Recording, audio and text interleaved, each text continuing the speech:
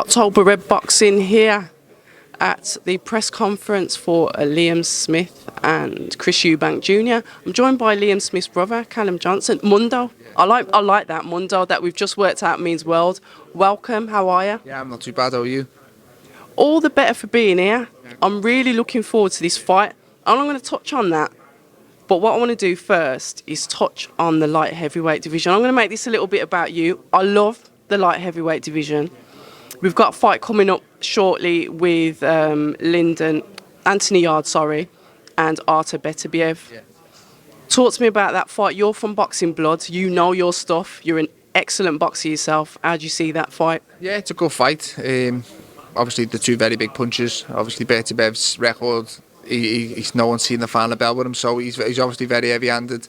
Yarde can punch himself, and I think Beterbiev's the favourite, but I think he turns 38 soon. He's not going to go on forever, but he's yet to show any signs of aging. So I think if he's at his best, I believe he wins. And it's a fight I'll be paying close attention to. The winner fights me after that, so it should be good. But it's a good fight. I say as a boxing fan and someone who's looking at a potential opponent, it's an interesting one. What's it like then? You're kind of like, for a better word, like in the queue, waiting for your turn. What's it like when you watch these fights and you're thinking, okay, this could be me next, from your point of view, the boxer's point of view? Yeah, it's good. I think regardless of when you're in the queue or not, when you watch a fighter from your weight division, I think deep down as you watch them, you're always kind of imagine yourself in with them and how would you do against them. I think that's just boxers in general, and it's a little bit more serious when you actually will probably fight the winner. So I'll pay attention. I'll try and take weaknesses and strengths from either of them, but it's not my first time watching them. I know both fighters anyway, so I've seen enough of either of them, but it is an interesting fight. It's a good one, and the two big men with big punches, so anything can happen. And again, it's a fight I'll pay close attention to. Who do you think would win it though, in your expert opinion? I think Beterbiev, again, I'd say he's not shown any real signs of aging or slowing down just yet. So I think if he's anywhere near his best, in my opinion, he's the best in the world at the moment. So you've got to side with him, but anything can happen. And Yarde's a good fighter. He's in a run of good form himself, so he's going to fully back himself and fancy his chances. I can't see past a Beterbiev win. Your fight that you had, and you just had to remind me of the name, because like I say, I'm terrible with names. Borderlick. Yeah. Somebody that came to win. Yeah. He wasn't coming there to just sit down. He really wanted to have a go. Yeah.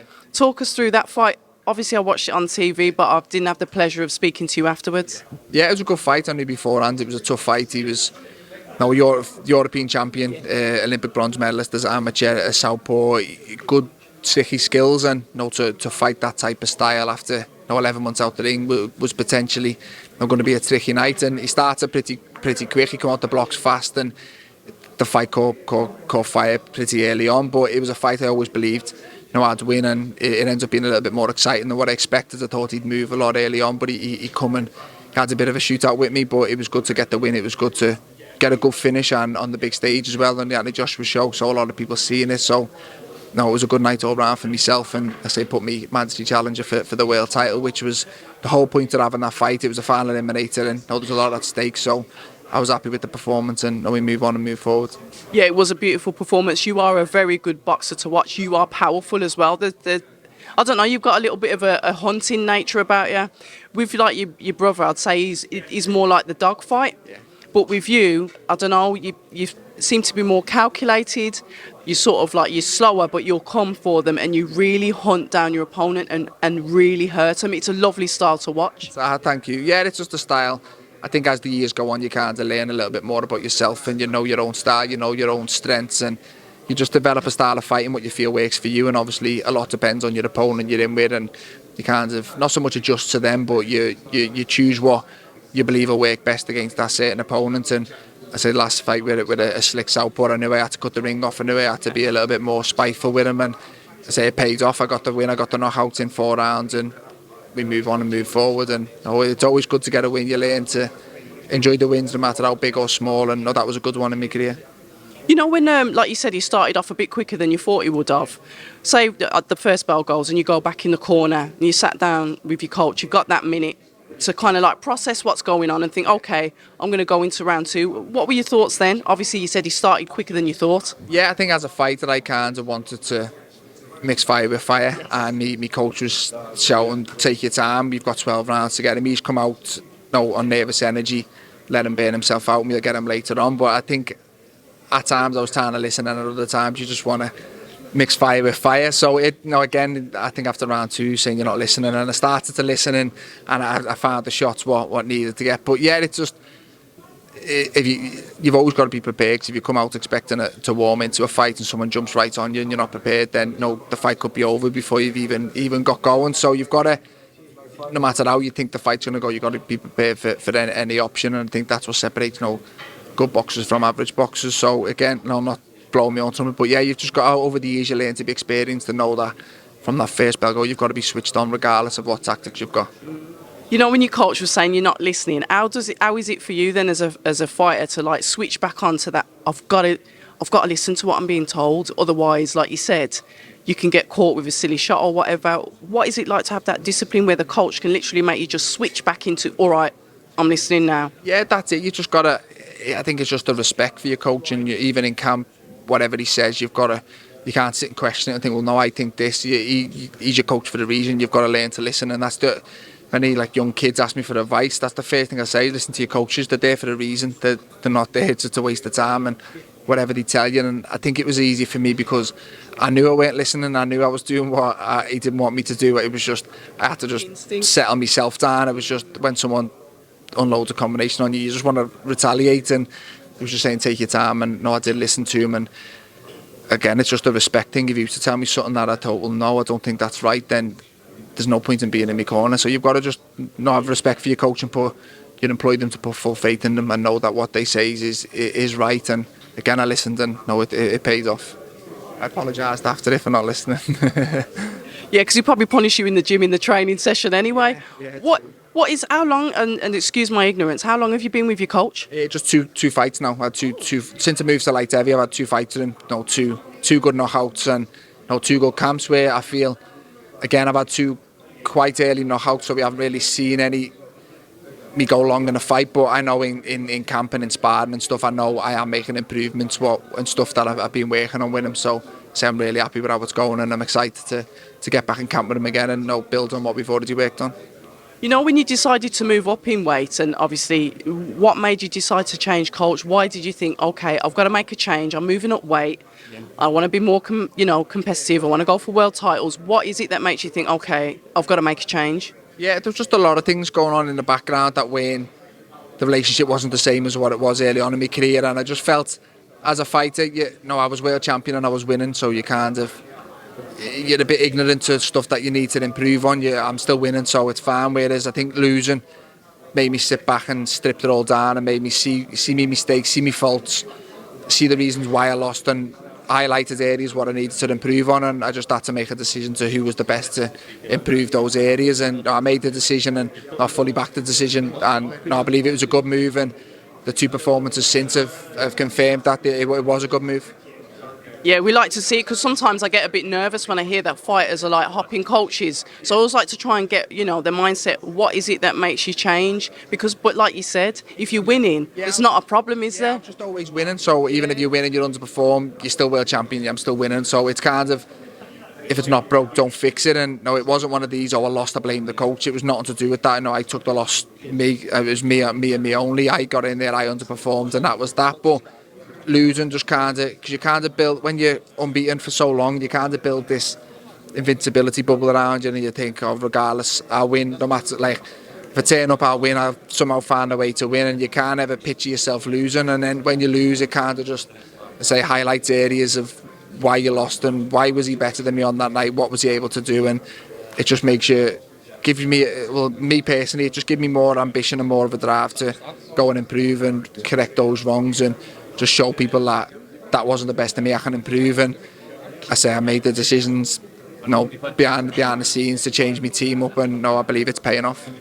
I like that, the fact that you can, be vulnerable and say, I had an air of invincibility around me. Often people don't want to admit that. Yeah, I think when you're unbeaten, you just think, I'm winning. You get so used to winning that you just say, you're fighting King Kong next. You think, he's good, but I found a way to beat him. You always just talk yourself, it's like a confidence thing, and you never really see yourself losing. And then when you lose, I say it is just like a big rock just threw on top of you, and you kind of like, okay, so how did I lost? And I could have sat and made excuses up and, oh, I only lost because of this or this and this, but then you're not really addressing the problem then, and you'll just carry on doing what you were doing. And that was, if I do the weight right this time, or if I do this right this time, then I'll fix it. Whereas I couldn't afford to do that. I had to. He beat me because he was a better man on that night, and why was he a better man? And it just gave me that motivation to go and improve and become a better fighter. We love to see it. I just like the fact that you can say, all right, then I need to change this. I'm human. I can make mistakes, and we're going to move forward from it. So when we talk about the light heavyweight division, and like you said, you're in the mandatory spot, you are in that spot, and you're waiting for that winner of Yarde Beterbiev.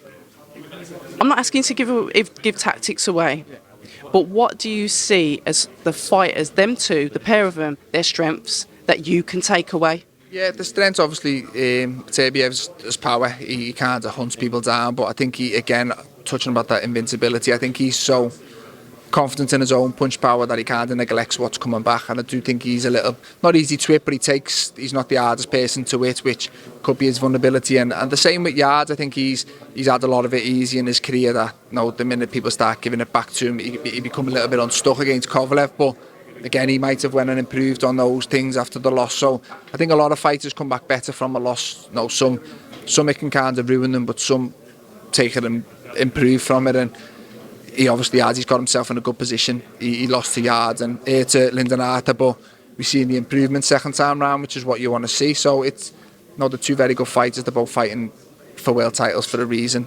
But I'm confident in my own ability, and I believe I can beat anyone on my day, and that includes those two. We love it because it's Callum Johnson that came out as retirement as well, because there's quite a few of you in the UK that the names were there, and it's like, okay, we've got Smith, we've got Johnson, we've got Yarde, Craig Richards, we've got Dimitri Bivol. There's so many out there. It's like literally a pool of talent. So it's nice to see that you guys are literally going up against each other. Yeah, it's the way boxing should be. There's too many divisions with good fighters, and they just seem to avoid, like Spence Crawford now. They're two really good fighters, but as fighting fans we just want to see them fight. And I understand being a fighter that it's not as straightforward as people think, but you still seem to think if they both want to fight each other that much, you will get it over the line, so to speak. So I think in the light heavyweight division we seem to be like Ramirez Bivol last time out. That was a very good fight, and it's just, again, I'm a boxing fan as well as a fighter, and I want to see the best fight the best, and hopefully in the light heavyweight division we can all do that. An exciting part of the division that you are part of, but we are here for you, brother. Sorry, I've had so many questions to ask you because I love the light heavyweights, cruiserweights, heavyweights. Those are my babies. Okay. But we're here for you, brother. Talk to me about his preparation. I know there's been to-ing and fro-ing, and we know everyone's going to put everything into camp. Talk to us about this fight. It's a good fight. I think the fact that it's generated this buzz and stuff, it's a fight people want to see. The British fans love a domestic dust-up, and these are just two good fighters who stylistically are always kind of in good fights. You know what you're getting with them. They're not going to, they're never really in a bad fight, either of them, so it should gel pretty well. We're confident in Liam's abilities. We believe he can get the win, but from a neutral point of view, as we were saying then, as a boxing fan, it's a good fight, and a fight that we should be seeing more of. You mentioned about their styles gelling well. What do you see as your brother's attributes that he can take away from Chris Eubank Jr?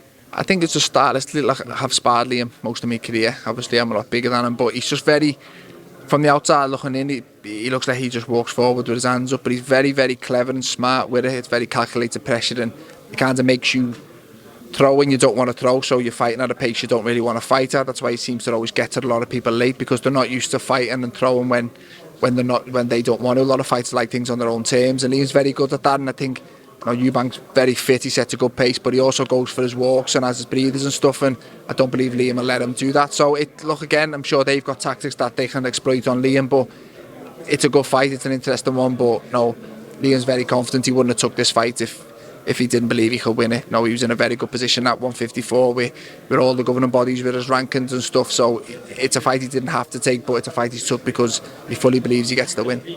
There's been a bit of, I know I heard like a to-ing and fro-ing on the top table, and obviously I'm not privy to that. The sparring rumours, the sparring history. Talk to us about that if you can. Yeah, again, I think people love a backstory, but there wasn't a lot to it. He come down, he sparred, he's done a few spars.